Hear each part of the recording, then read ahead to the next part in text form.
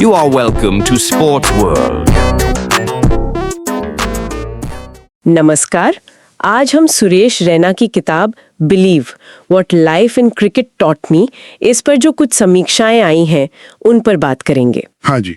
और हमारा इरादा है कि इन समीक्षाओं के जरिए रैना का सफर और वो जो किताब में जीवन के सबक हैं उन्हें थोड़ा समझें। बिल्कुल। ये कहानी सिर्फ क्रिकेट की नहीं है बल्कि उस एक शब्द की है, बिलीव मतलब विश्वास। हाँ, विश्वास। रैना जो उत्तर प्रदेश के एक छोटे शहर मुरादनगर से निकले, उनके लिए ये शब्द इतना अहम कैसे बन गया, चलिए इसी पर थोड़ी बात करते हैं। हाँ, और ये दिलचस्प है, जैसा आप समीक्षाओं में भी आता है कि कैसे एक छोटे शहर का लड़का जहाँ शायद साधन भी कम थे, सही, वो इतने बड़े सपने देखता है और फिर उन्हें पूरा करने के लिए मतलब जी जान लगा देता है। लखनऊ का वो स्पोर्ट्स कॉलेज, गुरु गोविंद सिंह स्पोर्ट्स कॉलेज, समीक्षाएं बताती हैं कि वहां अनुशासन और पेशेवर क्रिकेट से उनका पहला वास्ता पड़ा। हाँ, और समीक्षाओं में उनके शुरुआती संघर्षों का भी जिक्र है, जैसे भेदभाव, अकेलापन, चोटें भी लगी। बिल्कुल, ये सब चीजें किसी को भी मतलब तोड़ सकती हैं। सही कहा, लेकिन शायद यहीं से उनका वो बिलीव, वो विश्वास और मजबूत हुआ होगा। उन्होंने हार नहीं मानी। सही। फिर 2005 में उनका डेब्यू हुआ श्रीलंका के खिलाफ। हाँ। और सोचिए, पहली ही गेंद 0 पर आउट। उफ, मतलब क्या शुरुआत थी। जाहिर है दिल बैठ गया होगा। बिल्कुल। और समीक्षाएं भी इसी बात को उठाती हैं, ये सिर्फ एक नाकामी नहीं थी। नहीं, ये उस विश्वास की पहली बड़ी परीक्षा थी। हाँ, जिसका जिक्र किताब में बार बार है। इतने बड़े मंच पर पहली गेंद पर फेल होना और फिर वापसी करना, ये आसान नहीं होता। नहीं।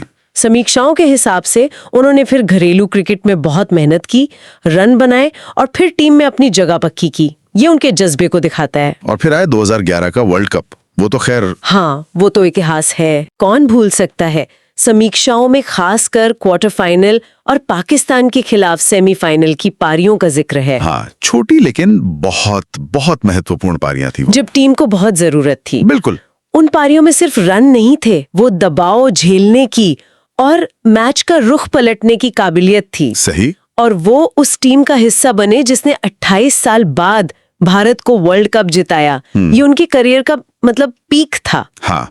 और कहीं न कहीं उस विश्वास का नतीजा भी। बिल्कुल। इस पूरे सफर में महेंद्र सिंह धोनी के साथ उनका जो रिश्ता रहा, उसका भी जिक्र है समीक्षाओं में। हाँ, बहुत अहम जिक्र है।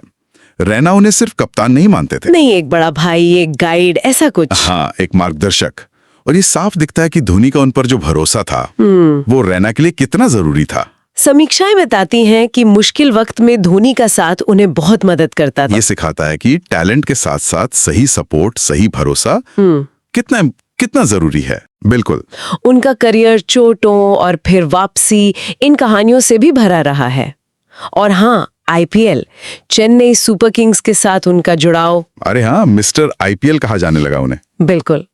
समीक्षाएं उनके इस फॉर्मेट में कमाल के प्रदर्शन और कंसिस्टेंसी को भी हाईलाइट करती हैं। और फिर वो दिन 15 अगस्त 2020 धोनी ने संन्यास की घोषणा की और कुछ ही मिनट बाद रैना ने भी कह दिया कि वो भी अंतर्राष्ट्रीय क्रिकेट नहीं खेलेंगे। हाँ, ये भी उनके बीच के गहरे रिश्ते को दिखाता है, जैसे समीक्षाओं में कहा गया है, एक सम्मान, एक दोस्ती। सही।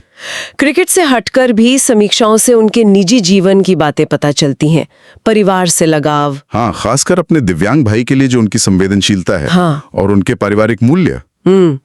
ये पहलू भी उनकी पर्सनालिटी को पूरा करते हैं। और क्रिकेट के अलावा शिक्षा, सामाजिक काम, इनमें भी उनकी रुचि दिखती है। तो अगर हम ये सारी बातें जो समीक्षाओं से निकल रही हैं उन्हें जोड़कर देखें तो किताब का जो सार है वो यही लगता है कि खुद पर विश्वास रखो। हाँ, कड़ी मेहनत करो और ईमानदारी से अपने सपनों के पीछे लगे रहो तो कोई भी मुश्किल पार हो सकती है। बिल्कुल। ये बिलीव सिर्फ एक शब्द नहीं बल्कि उनकी पूरी जिंदगी का एक तरह से फलसफा बन गया। हाँ, ऐसे ही लगता है समीक्षाओं से। तो कुल मिलाकर जैसा इन समीक्षाओं से समझ आ रहा है, ये किताब सिर्फ क्रिकेट के शौकीनों के लिए नहीं है। नहीं, बिल्कुल नहीं। ये हर उस इंसान के लिए एक प्रेरणा हो सकती है जो जिंदगी में कुछ बड़ा करना चाहता है, मुश्किलों से लड़ना चाहता है।